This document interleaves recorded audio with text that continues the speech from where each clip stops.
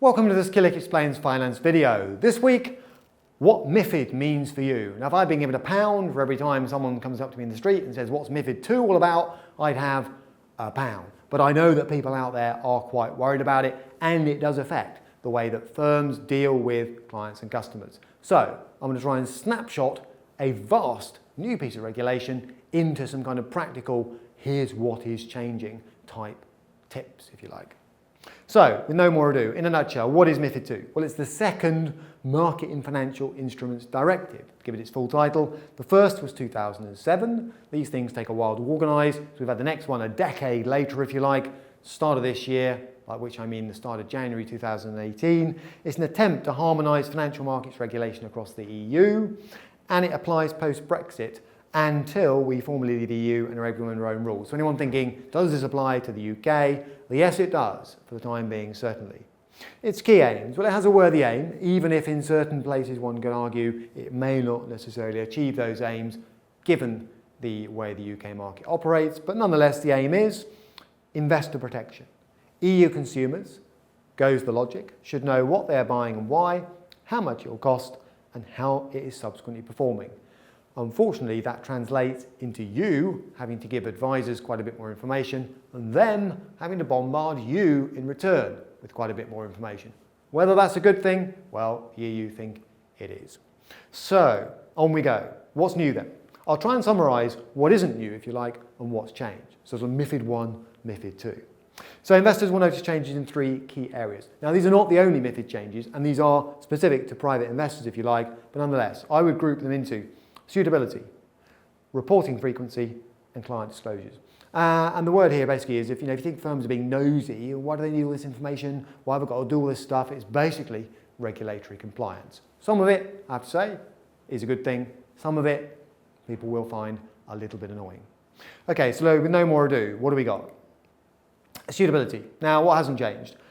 In certain circumstances, when advising on certain products, for argument's sake, firms have always had to look at suitability. And suitability is a series of questions that need to be answered about a client's objectives, time horizon, short, medium, long term, risk appetite, knowledge about financial markets and about the product they're looking at, and their financial position. Can they afford it? How many dependents have they got? And so on. All of that has to be put into the pot. Now, the difference is, although this has always gone before, now suitability tests have been extended to all advice. And that includes advice to do nothing, to not change anything. So that's a new requirement, right? And firms have to document changes of circumstance in even more detail. So that would be, for example, a change in your family, a change in the type or number of assets that you own, whether property, investments, and so on. So you'll find firms having to do a wee bit more digging in terms of the information they require from you, potentially.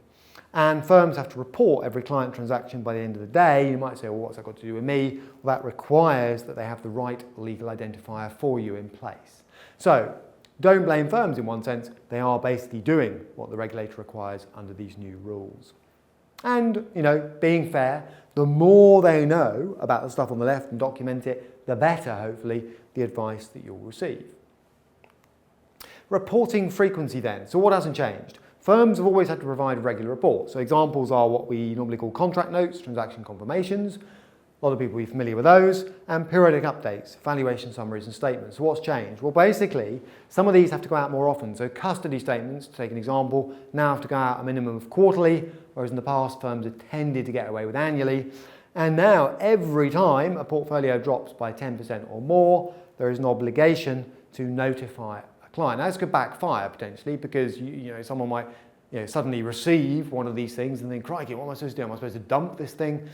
You were thinking, well, if somebody holds one product and they never review it, never look at it, this might prompt them to have a look at it and decide whether they want to carry on holding it. But in the context of a more complex, broader portfolio, let's hope it doesn't trigger sort of panic selling, as I call it, because in reality, stocks are volatile, short-term dips of 10% are quite possible, and let's hope the clients see that in the context of a long-term view rather than just as a kind of trigger mechanism to do something. Client disclosures then, what hasn't changed? Firms have always had to provide details of charges up front in a way that regulators describe as clear, fair and not misleading, and in a clear and timely fashion make sure you're updated with any changes.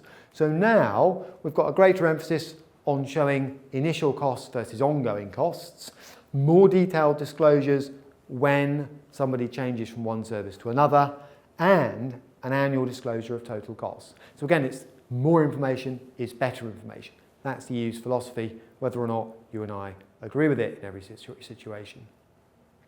A few what could go wrongs then. I mean, this is well-intentioned stuff, but information overload is always a risk. The EU does tend to think that by providing people with more information, you get better quality of judgment and decisions. Maybe so, maybe not. Unintended consequences. Let's hope these 10% letters or electronic notifications don't trigger sort of panic selling and undue worrying, let's say.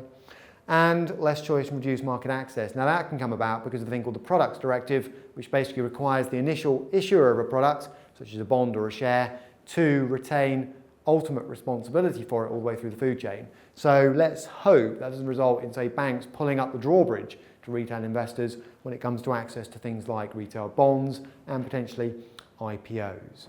So watch that space. Now, big topic, MiFID II. If you'd like to know more, editor@killik.com. And if you'd like to watch related videos on regulatory topics, please go to killik.com/learn.